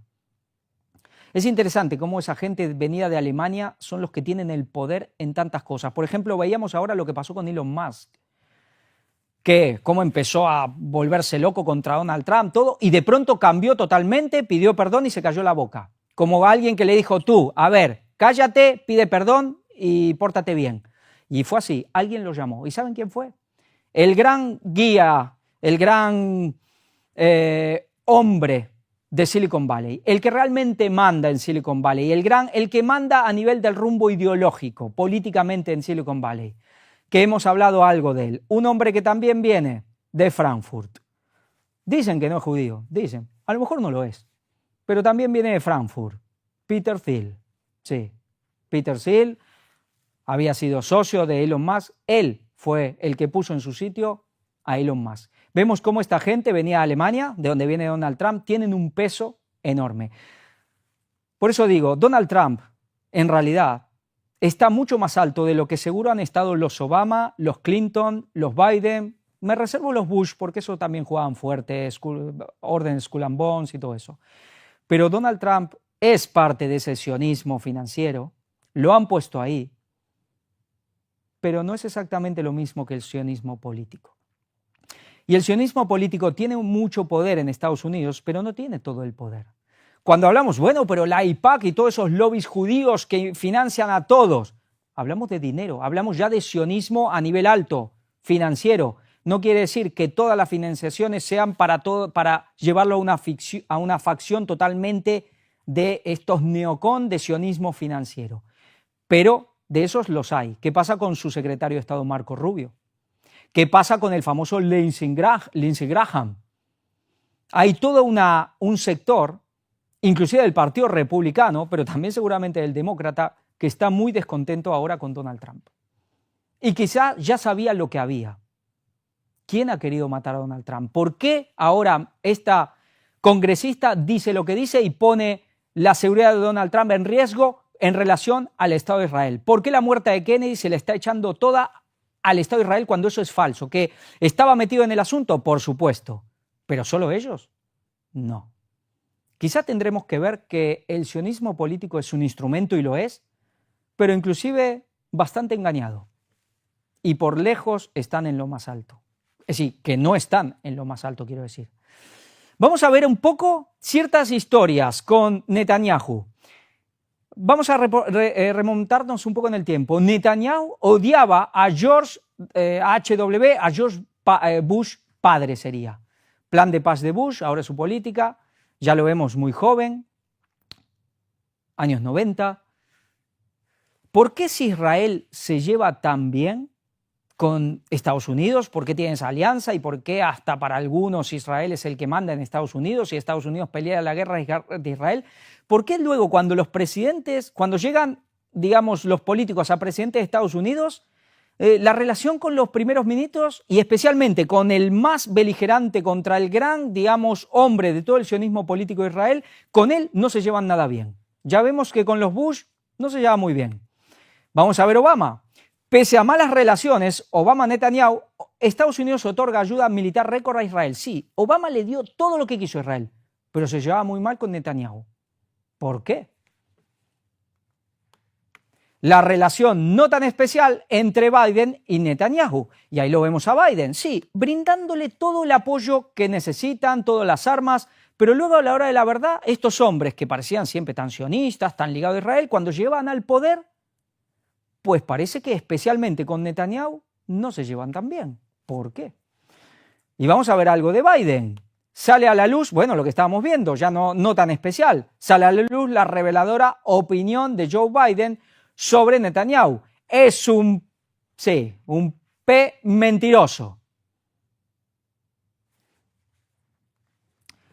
Esto fue hace poco, la ruptura entre Trump y Netanyahu. Vemos que Netanyahu especialmente, y ahora vamos a volver a recordar algo que ya hemos visto de Netanyahu, especialmente Netanyahu no se lleva bien con los presidentes o no se lleva todo lo bien que a él le gustaría, a pesar de que sí le dan todo lo que necesita, por así decir. Pero hay cosas que no, y ninguno se lleva bien con él. El gran giro de Trump con Israel, lo hemos mostrado esto, apoyo incondicional, pero distanciamiento estratégico. Apoyo incondicional, pero a nivel estratégico público no se mojan del todo. No les gusta estar muy cerca de Netanyahu. ¿Por qué? Vamos a ver. Y entonces vamos a recordar esto. El miércoles pasado, en la última que hicimos, del pasado miércoles de hace una semana, presentamos en este artículo de prensa, presentábamos algo sobre el famoso documento del 2009 de la Brookings Institution, que luego el sábado la conferencia se volvió a mostrar, bueno, con algunos detalles más, pero vamos a ver algo de lo que nos interesa, ¿no? ¿Qué camino hacia Persa? Opciones para una nueva estrategia estadounidense hacia Irán. Y el tema de cómo hacer entrar a Estados Unidos en la guerra. Vamos a ir a lo que nos interesa. Y es muy interesante el texto original, cómo usaba el lenguaje que usaba. Dice, se dedicó un capítulo entero a la utilización de Israel para llevar a cabo un ataque inicial contra Irán, permitiendo a Estados Unidos distanciarse de la culpabilidad. Tengamos en claro esto, Estados Unidos distanciarse de la culpabilidad. Titulado, déjalo en manos de Bibi. Así lo decía directamente, el título era déjalo en manos de Bibi. Permitir o alentar un ataque militar israelí. ¿Y quién es Bibi? el Bibi es Netanyahu. Vamos a leer lo importante. El objetivo de esta opción política sería destruir instalaciones nucleares iraníes clave, con la esperanza de que, al hacerlo, se retrasaría significativamente la adquisición por parte de Irán de una capacidad autóctona de armas nucleares. Sin embargo, en este caso, un elemento añadido podría ser que Estados Unidos animara o quizá incluso ayudara a los israelíes a realizar los ataques ellos mismos, con la esperanza de que tanto las críticas internacionales como las represalias iraníes se desviaran de Estados Unidos y se dirigieran hacia Israel. Atacar las instalaciones nucleares y poder así dar la excusa para Estados Unidos entrar en la guerra. Al final esto, en el fondo, no se pudo hacer. Hizo como que se hizo un ataque, con lo cual ahora le da alas a Irán a buscar armas nucleares, a China y a Rusia a estar ahí al lado, obviamente, a decirle, ustedes se han pasado, esto ya no se puede volver a permitir, pero al final no ha pasado nada, no se ha retrasado prácticamente en nada el plan nuclear, y la guerra, hoy por hoy, se ha terminado. Hoy por hoy se ha terminado. A lo mejor mañana comienza, a lo mejor hoy, en un minuto, a lo mejor ya volvió a comenzar, pero hoy por hoy se ha comenzado, y en la dificultad, lo decimos, es mayor. Aquí nos habla de que esto puede hacer, digamos, que otros actores entren en conflicto, y ya. Vamos a recordar algo. Vamos a ver el tema de Israel. Miremos las imágenes, el cambio. Lo amarillo es los palestinos, lo verde son, digamos, Israel. Vemos 1917, todos palestinos. Luego ya en 1946 empieza a haber un poco, empezó a haber un éxodo de cierta gente. Luego ya en 1947, 1948, cuando se funda el Estado de Israel, cambia totalmente. Pero vemos cómo la cuestión de los palestinos, especialmente la que está en el centro, Cisjordania, entra a achicarse. Ahí están los colonos que empiezan a ocupar tierras. Y fijémonos que la última es de 2012. La franja esa de Gaza, en esa puntita pequeñita, hoy ya es muchísimo menor. Pero vemos cómo ha ido cambiando. Esta es la primera etapa. Vamos a ver algo. Esto es lo que más o menos siempre vemos el mapa del Gran Israel. No sabemos lo que realmente la gran agenda, y cuando digo ya gran agenda, digo la gran agenda vaticana tiene, qué límites se ha puesto. Pero esto sí lo que podemos pensar es que tiene ciertas etapas. No quiere decir, ya digo, cuáles son las intenciones de la élite real, los mandamás, de qué territorio conquistar. No lo sabemos. ¿Quieren este territorio? Del Éufrates al Nilo, quiere decir toda la península arábiga, que pues eso se puede interpretar de esa manera también. ¿Realmente quiere esto? ¿Quiere menos? Pero lo que sí podemos ver, quizás con bastante seguridad, es que debe tener etapas. Seguramente lo que quieren para poder instaurar su tercer templo es conquistar todo lo que significa Palestina. Es decir, los palestinos ya no tienen nada que hacer ahí. Pobre gente, van a ser totalmente quitados si no se van, pues serán exterminados, que es lo que está pasando. Eso seguro que es lo que Israel quiere para el tercer templo. A lo mejor quiere un poco más del Líbano, algo de Siria, por supuesto los altos del Golán también, eso está claro, pero a lo mejor no quiere conquistar mitad de Arabia Saudí, todo Irak, todo Siria, Jordania, parte de Egipto. A lo mejor eso puede venir después. Puede tener varias etapas. Puede ser primero poner el templo, luego alguien que se tenga que poner ahí, luego ya vendrá el Mesías y quizá conquisten todo lo que quieran. Pero lo que es seguro es que para ese tercer templo necesitarán todo lo que es el territorio clásico de Israel, lo que es los territorios de lo que hoy ocupan los palestinos y también esa parte de los altos del Golán de Siria y quizá algo del Líbano, pero el territorio clásico de Israel. Luego quizás vayan a por más. A lo mejor igual también van a por más antes, pero eso seguro que es lo que necesitan para ese tercer templo. Con lo cual, pensemos algo, vamos a pensar algo y vamos a analizar ciertas cuestiones y luego, para ir terminando, nos quedan un par de cosas. Pensemos algo. Ahora podemos entender por qué se necesitaba al régimen de los ayatolá. ¿Qué pasa si los palestinos hubiesen luchado por sus dos estados, que era lo que se adoptó en las Naciones Unidas en 1948, 47, 48, cuando se permite a Israel tener un estado, que haya el Estado de Israel, pero también se hablaba de los dos estados? ¿Qué pasa si los palestinos hubiesen ido en un plan legal, pacífico, pelear a través de las Naciones Unidas? Israel no hubiese podido hacer lo que está haciendo ahora.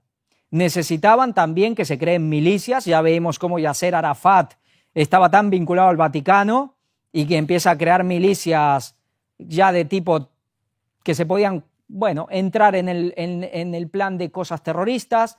Luego el apoyo del régimen de los ayatolá a grupos como Hezbollah, como Hamas. Es decir, gracias digamos, a la República Islámica de Irán se pudo gestar toda una serie de factores, digamos, de llamado terrorismo que dieron la justificación a que Israel pueda hacer lo que está haciendo hoy. Si no, no lo hubiese podido hacer. Por eso vemos que era tan importante. Pero también se necesitaba un enemigo fuerte para el Estado de Israel en sí. ¿Por qué? La destrucción del Estado de Israel.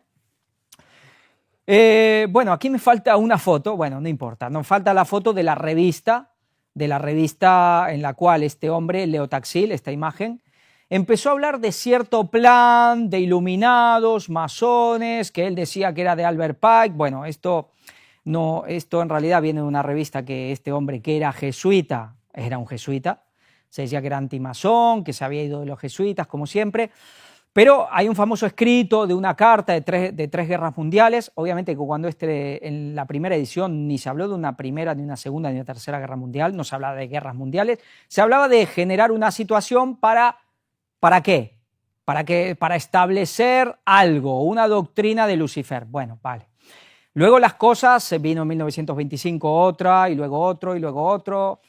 Es la famosa carta que se conoce como Carta de Albert Pike a Giuseppe Mazzini de 1871. Bueno, esto es un poco posterior, más o menos 1896. Al principio no se hablaba de guerras mundiales. Hace varios años se sabía poco sobre esto y fue conocida, digamos, hace unos 20 años, 15, 20 años se sabía muy poco sobre este escrito, con lo cual todo el mundo se lo conocía como un escrito de Albert Pike a Giuseppe Mazzini que habla de 3 guerras mundiales. Luego gente empezó a buscar, a investigar sobre el escrito, vieron que las cosas no eran tan así, con lo cual se echó mucho un manto de conspiranoia sobre él, que eso a veces se busca eso. Se ha polemizado mucho, hoy está muy desacreditado, pero es interesante todo lo que hay aquí y yo realmente, si Dios quiere, hace un tiempo que vengo pensando en hacer una conferencia sobre este escrito y poniéndolo en contexto de las situaciones que hemos visto a nivel mundial geopolítico en estos últimos 130 años, porque ahí se va a entender muy bien este escrito. ¿Que en 1925 hubo una nueva versión? Sí. ¿Que en 1955-56 hubo otra? Sí. Y la última en 2003, es verdad. Pero aquí hay algo muy interesante y quizás las cosas, inclusive esta gente la hace de esta manera, ¿para qué? Para generar cosas y luego poder desacreditar a los que piensan que ciertas órdenes, ciertos grupos iluminados, por ejemplo, están moviendo los hilos. Entonces, digamos, se logran al mismo momento. Además, a Satanás le gusta revelar planes porque Dios lo hace. No hará nada el Señor sin que revele sus secretos a sus siervos los profetas, pero luego cuando realizan estas cosas ocultas, también se aprovecha estas cosas, filtrar ciertos documentos, luego filtrar al mismo momento verdades de que el documento no era tan así al principio, pero sí hay una realidad, un origen real, para poder desacreditar al mismo tiempo la gente que desvela las estratagemas de estas sociedades secretas. Pues hay cosas muy interesantes, no me voy a detener en ello, pero bueno, vamos a ir a lo que se hablaba de la Tercera Guerra Mundial, que ya empezó a surgir. Bueno, aquí tenemos, no me salía, bueno, estaba con las animaciones. Aquí tenemos la famosa revista, es 1895-96 en París, que sale donde se habla por primera vez de este plan. Por primera vez. Luego tuvo varias versiones que se ha ido adaptando, añadiendo, quitando y readaptando las cosas. Pero vamos a leer lo que nos habla, esto ya es bastante posterior, de la tercera y definitiva guerra. Dice, la tercera y definitiva guerra se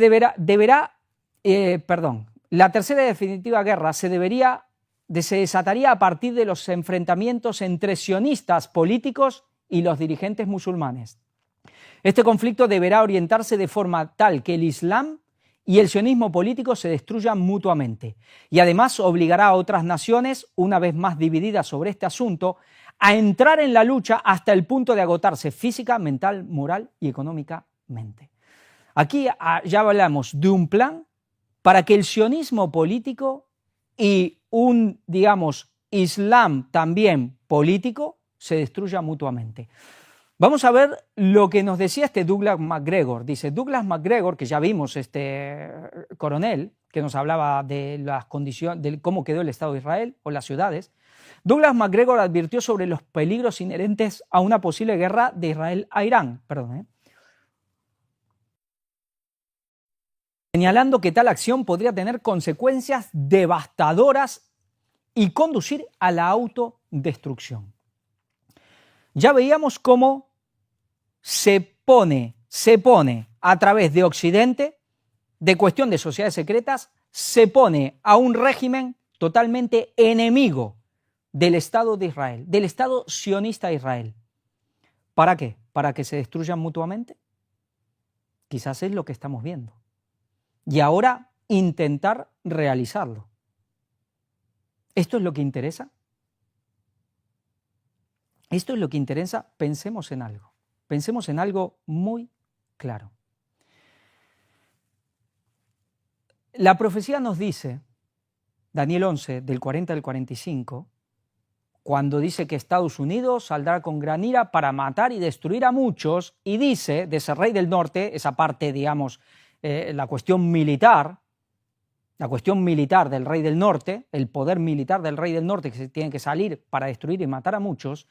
Y luego dice, ya habla de ese poder espiritual, ¿no? El poder religioso del rey del norte, dice que pondrá sus tiendas en el monte glorioso y santo, el monte Gloria, entre los mares. ¿Quién es ese? ¿Estados Unidos? No. El Vaticano. Estados Unidos tiene que arrasar, inundar, para allanar el camino de enemigos de todos los que se opongan a que el Vaticano se asiente ahí. Y hay muchos enemigos. Pero pensemos que Estados Unidos es parte de este rey del norte y es parte de todo este plan vaticano, inclusive de vuelta a la moral. Vemos lo que está haciendo el Estado de Israel hoy en Gaza. ¿Acaso cree alguien que Estados Unidos se puede poner mano a mano a hacer ese exterminio de población? Otra cosa es que por atrás, y no solo Estados Unidos, el 30% de las bombas se la envía Alemania y otro tanto de otros países de Europa. Pero otra cosa es que ellos y Estados Unidos esté por atrás proveyendo para que ellos hagan ese trabajo sucio. Pero Estados Unidos no se puede manchar las manos a tal grado, a tal extremo, porque Estados Unidos también es parte de la vuelta a la moral, que está presentando Víctor en todo lo que habla sobre Estados Unidos, la vuelta a la moral. No es solo el Papa, es uno y otro, ya vemos que son poderes que van juntos. Entonces, hay alguien que tiene que hacer el trabajo sucio.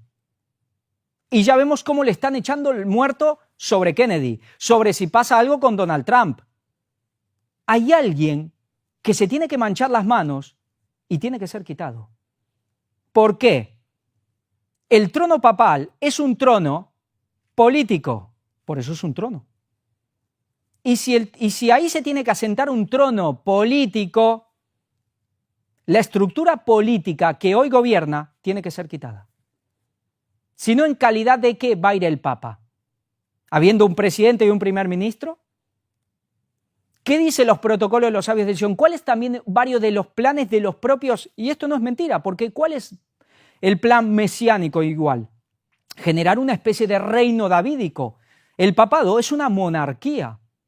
Cuando gobernaba el papado en el medioevo, tenía un territorio que gobernaba literalmente, hoy es el Estado Vaticano, en el medioevo hubo tiempos que fue bastante más grande, los estados pontificios ocupaban una parte mucho más grande de lo que era Italia, y luego tenía esas ambiciones de poder, digamos, extraterritorial también, de su propio territorio, de gobernar a los reyes, tenía al imperio, el Sacro Imperio Romano Germánico, y siempre tenía esas luchas. Sí, al final siempre prevalecía, pero a veces también le costaba. ¿Cómo va a ser el gobierno? ¿Qué va a pasar cuando un papa se asiente en Jerusalén? ¿Tendrá que tener un territorio propio? Seguro. Ahí vemos ese plan de Gran Israel que va seguramente por etapas. Pero ya no puede existir este sistema político, este Estado de Israel como tal. Tiene que ser destruido. Y dar paso a una especie de monarquía donde haya una especie de rey davídico que se siente ahí. Pero claro, No es cuestión de que haya que destruir a los judíos, por supuesto que no. Y difícilmente vaya a ser ahora un reino tipo gentil o mezclado. Seguramente seguirá siendo una especie de reino judío. Con lo cual, a mí, y esto también es personal, a mí me cuesta mucho ver cómo un papa que no sea judío pueda ocupar ese territorio. ¿Este papa es judío? No. Habló mucho, su primer discurso habló de dar la vida por la causa del martirio. Ya vimos que tenía un símbolo, su cruz, ya habla del martirio. Bueno, no lo sabemos. Hay profecías católicas que hablan que tiene que haber un papa mártir y luego el papa de Jerusalén. ¿Será así? Pues yo eso no lo puedo dar con certeza, pero me cuesta mucho entender cómo pudiera, ya es muy difícil, y hasta yo entendería para la gente del mundo que pueda parecer una insensatez pensar que un papa católico se pueda poner a gobernar Israel. Pero esto es una insensatez, claro, humanamente es una insensatez, pero ya sabemos que las cosas de Dios para el mundo son locura. Y pasarán cosas tremendas a nivel político, económico, pero seguramente de carácter sobrenatural para que eso se pueda cumplir. Pero sí lo que me costaría mucho entender es que haya un papa que no sea judío ocupando un trono, un poder político para los judíos. Bueno, ya veremos. A mí me cuesta mucho verlo, pero a lo mejor es una cuestión mía, ¿no? Porque ¿cuánto es lo que no vemos? Casi todo. Lo que vemos es muy poquito. Y lo que vemos a veces no del todo bien. Dios sabe. Pero hay algo que tiene que ser quitado. Pensemos el primer surgimiento del papado, cuando el papado surge en el medioevo. La Biblia, Pablo en Tesalonicenses dice que había algo que también era alguien que tenía que ser quitado para que ese hombre de pecado pueda surgir. Sí, por un lado, en primera instancia era una cuestión de los apóstoles, apóstol Pablo, los apóstoles, apóstol Juan el último, había un poder apostólico que retenía a que ese poder, lo que era la infiltración de estos judíos, que eso se puede ir cristalizando en lo que luego fue el papado. Pero había algo más, no era solo eso, por eso Pablo tampoco lo revela con toda claridad, porque si hubiese puesto por carta y escrito básicamente que el Imperio Romano, que el César tenía que ser quitado, eso le podía costar la vida. Eso era una sedición, eso le costaba la vida al apóstol Pablo. Por eso dice, yo ya les dije. Esa parte él no la podía escribir.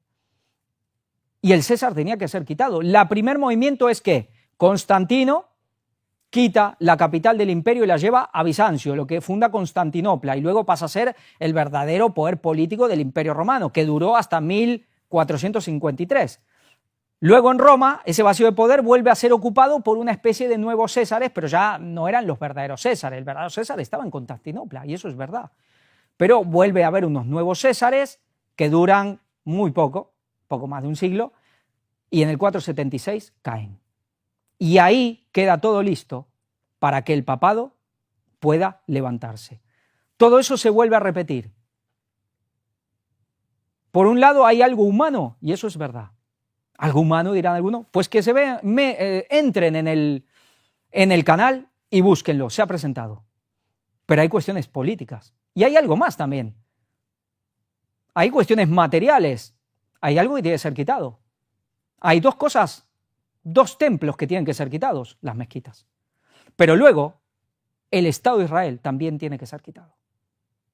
La estructura política, la carcasa política, el sistema político de Israel hoy día, el sionismo político tiene que ser quitado. Y ya estamos viendo cómo están, aprovechándole para que haga todo el trabajo sucio y luego inclusive echándole los muertos de los que no tiene toda la culpa. Con lo cual difícilmente ese Estado pueda ser parte de esa casa de oración para todos los pueblos, porque con lo que está haciendo hoy Israel, y si además lo acusan de que mató a Kennedy y de que quizás vaya a saber lo que pasa con algún otro político de Estados Unidos, está claro que se lo está usando, quizás muchos de ellos están engañados, para ser quitados. Y es la única manera en que el papado puede establecer su trono, que es el trono de Satanás, ahí. Porque algo nuevo se tiene que levantar, un régimen nuevo, más monárquico. Y hay cierta gente que tiene que quedar fuera porque no pueden ser parte de esa vuelta a la moral tampoco. Los que hoy están haciendo esto.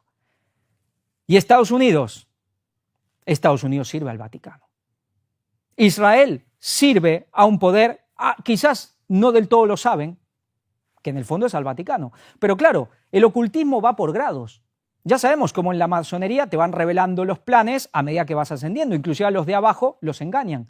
En todas estas facciones del poder, de la élite, no todos saben todo. Cuanto más arriba estés, más sabes. Inclusive al Vaticano, un día a la Iglesia Católica nos habla la profecía que todos estos grandes reyes irán contra ella y la quemarán con fuego.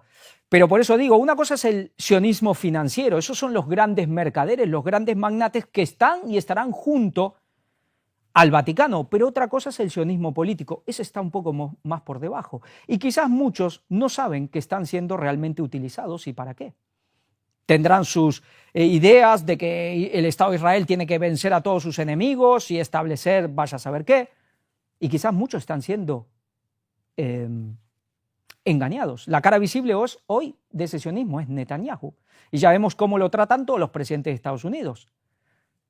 Porque Estados Unidos y especialmente Donald Trump, que es de una élite muy alta, sirven al Vaticano. Y el sionismo político es el instrumento para hacer cierto trabajo sucio y preparar el terreno para luego ser quitado. Que lo ponen ahí, claro que lo han puesto ahí, pero con un digamos, un término de vida temporal.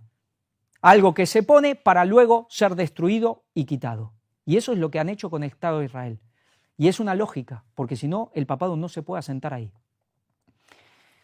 Esto es muy interesante, y esto es más que interesante, y a lo mejor son detalles de la profecía que no terminábamos de entender bien. Y por eso ahora podemos ver lo que está pasando, y también ese juego ambiguo entre los presidentes de Estados Unidos con el Estado de Israel de estos últimos años. Ahora, ¿qué tiene que pasar para que esta guerra vuelva a encenderse y Estados Unidos pueda entrar de lleno en todo Medio Oriente? Pues ya veremos. Yo pongo un escenario que es quizás el único que se me ocurre, pero puede haber más, Dios sabrá. Pero un escenario posible o plausible puede ser, ahora sí, el tema de las mezquitas. Si lo pueden hacer de otra manera, pues ya veremos. Esas mezquitas tendrán que caer. Vamos a algo. Plan Andinia. Vamos a leer un poco. ¿Avanza el viejo plan sionista sobre la Patagonia? La peligrosa alianza entre Milei e Israel que reaviva temores geopolíticos. Sí, esta noticia después nos queda una más que solo leeremos una parte cortita y ya acabamos. La fotografía dio la vuelta al mundo. Benjamín Netanyahu, primer ministro de Israel, fue captado revisando un pequeño mapa de Sudamérica donde se distinguían claramente Argentina y Chile. Sí, recordemos, miremos bien el mapa. Eso que está más oscuro, que abarca parte de Argentina y Chile. Plan Andinia. Dice, no hubo discursos ni declaraciones oficiales, solo el gesto de observar en privado un territorio lejano, pero en América Latina la imagen activó viejos temores. No era un simple papel, era el viejo fantasma del Plan Andinia. Mientras Israel atraviesa uno de los momentos más tensos de su historia, esto es muy reciente, con guerra abierta contra Irán y crecientes condenas por la masacre en Gaza, el gobierno de Javier Milei avanza hacia un alineamiento total con Tel Aviv. Este giro reactiva un debate silenciado durante décadas. La Patagonia como territorio estratégico para intereses israelíes. Sí, agua, alimentos, pero quizás algo más. En junio de 2025, durante su visita a Israel, Milei selló acuerdos inéditos. Trasladará la embajada argentina a Jerusalén, desafiando las resoluciones de Naciones Unidas. Además, firmó pactos de cooperación militar, tecnológica y de inteligencia con Netanyahu, profundizando una alianza que va mucho más allá de la diplomacia. El trasfondo es aún más inquietante, la reactivación de una vieja hipótesis geopolítica que nunca fue descartada del todo, el Plan Andinia. Este plan surgió en el siglo XX como un proyecto alternativo del movimiento sionista para fundar un Estado judío fuera de Medio Oriente. La Patagonia, compartida por Argentina y Chile, destacaba por su baja densidad poblacional, sus recursos de agua, gas, minerales y su lejanía de los conflictos globales. Aunque Israel se consolidó en Palestina en 1848, sectores nacionalistas sudamericanos sostienen que la Patagonia siguió en la mira como eventual plan B ante un eventual colapso en Medio Oriente, sí, lo que se llama la Nueva Jerusalén. Israel siempre negó esta posibilidad, pero múltiples movimientos económicos, migratorios y estratégicos mantienen viva la sospecha. Sí, cantidad de tierras compradas por agentes sionistas o empresarios sionistas. Están yendo a descansar cantidad de militares israelíes ahí. Hay muchísimo movimiento en estos últimos tiempos, especialmente de Javier Milei, pero ya antes también no solo con Javier Milei, que no sean ilusos los de los anti-Milei, porque antes también ya viene de lejos.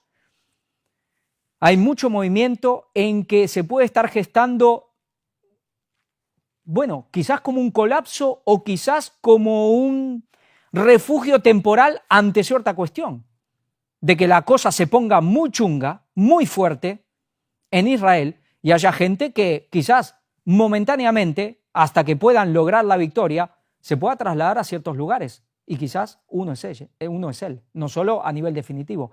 Pues ya veremos, pero esto nunca fue una tontería, por más que entre dentro de los planes de conspiración para muchos, conspiranoicos, como Protocolo de los Sabios del Sion, el famoso escrito de las guerras mundiales, etcétera, etcétera, que todos están relacionados. Juramento jesuita, que los Rothschild, y por eso si Dios quiere y a la gente le interesa, no estaría mal hacer una serie sobre esa cuestión porque es interesante y podemos ver las políticas de los últimos 100, 150 años, cuestiones muy de iluminados, en esos escritos siempre se habla mucho de los iluminados, para algo será, para alguien hay que echarle la culpa también, ya hablamos cómo la masonería es la que tiene que hacer el trabajo sucio del Vaticano, también lo vemos, tiene que ver con el sionismo, por eso tanta relación entre masonería y sionismo, porque alguien tiene que hacer el trabajo sucio.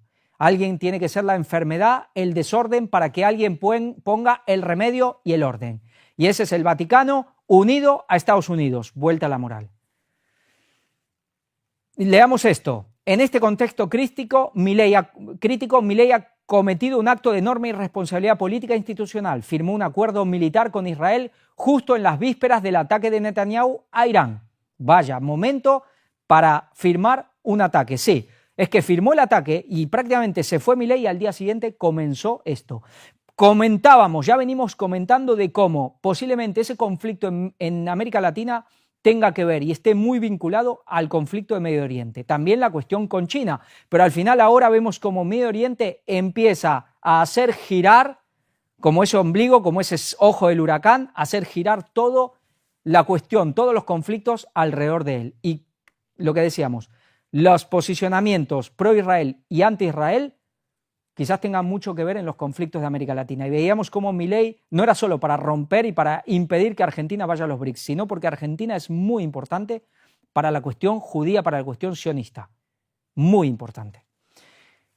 La pregunta es inevitable. ¿Milei sabía de antemano que este ataque ocurriría e involucró a Argentina sin aprobación parlamentaria o actuó sin medir consecuencias? En ambos escenarios alineó a Argentina en una guerra armada por el imperialismo contra los pueblos del mundo. Y voy a lo último, que es una noticia, y lo pongo de esta manera. Y la Biblia tenía razón. Es solo una noticia. Sí, podemos poner con todo lo que estamos presentando este subtítulo, y la Biblia tenía razón. Pero ¿saben por qué lo pongo en este contexto? Porque en los últimos días, yo me gusta escuchar gente que pasa noticias, que hace análisis políticos. Bueno, me gusta, aprovecho para escuchar, hay gente muy inteligente, ahí no, se puede encontrar muchas noticias que a veces si no uno tampoco las encuentra y tampoco hay tiempo para tanto. Pero vi como un frenesí, una competencia tremenda, pero esto ya venía un poco, pero me dio un poco de risa y dije, bueno, intentaré no entrar en esto y darle la honra y la gloria a la palabra de Dios y a nada más. Pero una competencia de que todos, no, esto ya lo había hecho yo, no, que esto lo dije yo, no, que yo dije que esto se iba a parar pronto. Yo lo único que sé es que cuando empezó la guerra Israel-Irán no había nadie que diga que esto iba a parar pronto. Todo se veía venir de que aquí entrábamos en una guerra, pero claro, hay cosas que no vemos y todavía no vemos y quizás nunca sepamos y podemos teorizar de que quizá tenían que ver con Rusia y China, que obligó a frenarlo. Al final vemos como Dios, y lo venimos diciendo, sí, porque es algo, cuando esa parte de la Biblia que dice que Dios detendrá por un tiempo, irá deteniendo los vientos, hablábamos de que eso hoy más que nunca son Rusia, son China, inclusive Irán, no son los de este lado, los de este lado quieren la guerra total. Pero bueno, me daba un poco de risa, ¿no? De que todos tirándose flores, de que yo lo dije primero, de que esto lo dije yo, de que yo ya lo venía diciendo. Bueno, vamos a presentar una noticia de que sí veníamos hablando, pero le vamos a dar la honra a la Biblia porque realmente es simplemente que lo dice la profecía bíblica y simplemente hay que deducir algo que está cantado. Vamos con esta última noticia. Estados Unidos abandona Ucrania, pero un puñado de naciones europeas activan su plan de contingencia. Es notable que Europa haya llenado el vacío, afirma Christopher Trebech, director del rastreador de apoyo a Ucrania. Y con esto acabamos. Europa ha asumido en gran medida el papel de principal financiador en Ucrania en el conflicto contra Rusia después de que Estados Unidos dejara de anunciar nuevos paquetes de ayuda desde enero de este año. La última actualización del rastreador de apoyo a Ucrania del Instituto Kiel para la Economía Mundial, que ha analizado minuciosamente la asistencia internacional al país invadido, ha revelado que Europa ha superado por primera vez desde junio del 2022 a Estados Unidos en ayuda militar total a Ucrania. Interesante. La presidencia de Trump, un punto de inflexión. El giro se produjo tras el regreso de Donald Trump a la presidencia estadounidense a mediados de enero. Estados Unidos, que anteriormente era el mayor donante individual de Ucrania, no asignó nueva ayuda durante este periodo. Con las contribuciones estadounidenses estancadas, la pregunta clave es si Europa puede cubrir la brecha, escribe el Instituto Kiel. Los últimos datos sugieren que Europa ya lo ha logrado en gran medida, al menos en términos financieros. Continúa. Interesante. Ya Europa es el principal financiador de la guerra contra Rusia. Estados Unidos va a seguir proveyendo armamento porque eso Europa todavía no puede relevar. Pero ya vimos cómo ahora que toda la presión para que los países lleguen al 5%, esto y lo otro. ¿Por qué lo pongo? Porque el año pasado, cuando ya Trump empezó con lo que él haría si llegaba al gobierno, en las electorales, todo, él decía que iba a terminar con las guerras, que él se iba a salir de la guerra de Ucrania.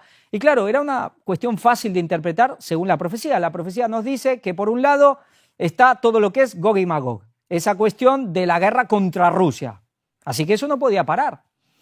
Y luego estaba toda la cuestión de Daniel 11, 40-45, todo el tema de esa intervención de Estados Unidos en Medio Oriente. Entonces era como sumar 2 más 2. Dijimos, bueno, si Estados Unidos se va a ir de la guerra a Ucrania es porque se tiene que meter en Medio Oriente y entonces alguien va a tener que relevar a Estados Unidos y tomamos un poco, hacíamos uso de esas profecías católicas que hablaban de toda esa guerra de Europa contra Rusia y todo estaba cantado. Pero por eso digo, al final era interpretar de una manera muy fácil la profecía, nada más.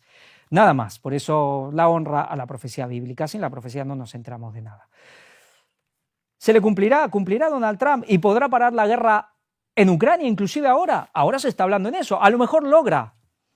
Trump le ofreció ayuda para la cuestión de Medio Oriente y le dijo, no necesito ayuda de Rusia con Irán, necesito ayuda, justamente que Putin me ayude con Rusia, como diciendo, necesito que tú me ayudes a parar la guerra. ¿Lo logrará? Yo no lo sé. A lo mejor lo logra por un tiempo también, pero yo vuelvo a decir, por un tiempo. Algo la volverá a encender. Algo volverá a encender Medio Oriente. ¿Qué? Ya veremos los escenarios. Hablamos un poco, teorizamos un poco de que la dificultad es mayor ahora, pero vemos, por lo menos planteamos una situación que podrían hacer, que sabemos que tarde o temprano lo van a hacer. ¿Qué pasará en Ucrania-Rusia? Tampoco lo sabemos, pero sabemos que hasta que Rusia no llegue a Jerusalén, esto no va a parar. Y que hay cosas, inclusive, que tienen que ver con Europa y Rusia, que también tendrán que pasar. La Biblia lo dice. Yo dejo a los geopolíticos que se peleen, que se echen flores unos a los otros, a ver quién lo dijo primero, quién acertó, quién no. Nosotros damos el mérito al único que realmente lo tiene, al único que realmente es sabio, ha sido y es sabio, al que reveló las profecías. Y así le fue, lo clavaron en la cruz, por supuesto. Sí, la honra es para Jesús, nadie más.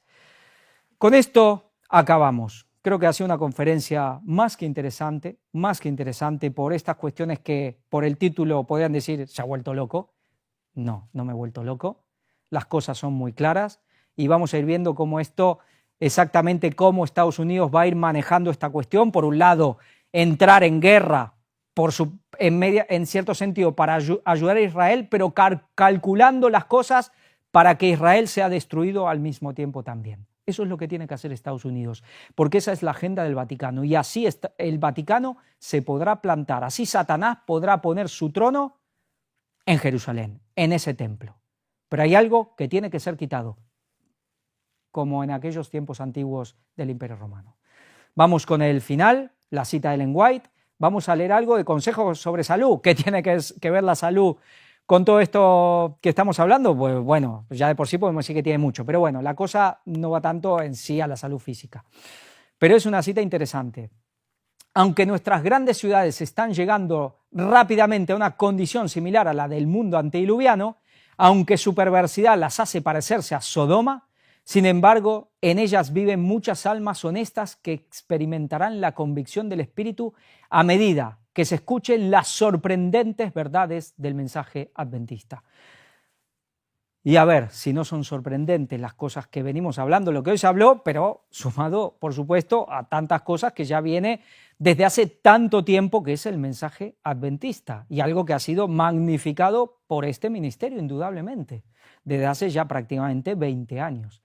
Cosas sorprendentes. Hoy vimos cosas sorprendentes y venimos viendo día tras día y vemos cómo todo se está cumpliendo. Y esto es lo que la gente en las grandes ciudades en donde no son grandes ciudades también, pero especialmente porque es donde ya está la mayoría del mundo de la población, tienen que escuchar estas sorprendentes verdades del mensaje adventista. Los demás que analizan, que tratan de interpretar la realidad, podrán errar a veces, acertar a veces, pero de fondo ninguno acierta. Solo estas grandes verdades reveladas por la profecía bíblica de este gran mensaje adventista es el que da estas cosas tan sorprendentes y podrán abrir los ojos a todo aquel que sea honrado, honesto y esté dispuesto a cambiar su estilo de vida para acomodarse a la verdad. El que quiera seguir con su estilo de vida para no acomodarse a la verdad, pues verá que esto es así, pero cerrará los ojos y al final, pues de una u otra manera las bombas le explotarán en su cabeza. Como siempre, invitamos a todos a participar de todo el material, no solo las cuestiones proféticas, porque lo que asienta nuestro corazón, nuestra alma en la verdad es la doctrina, de la cual la profecía es parte, por supuesto, pero no lo abarca todo, no lo llena todo. Invitamos también a ver todas las conferencias en orden, nunca se pierdan las primeras, siempre empiecen por esas primeras 10 que no tienen desperdicio. Y por supuesto también invitamos a todos los que crean a conciencia que este mensaje tiene que llegar a todos los rincones del mundo a participar. Que Dios se lo agradezca y que Dios se lo pague, porque le digo a la gente, son igual que yo, así como los que estamos aquí, también participamos y ayudamos económicamente a la causa, invitamos a todos a participar, la causa es de Cristo, si es una cuestión de cada uno con Dios, y Dios se los agradecerá y se los pagará.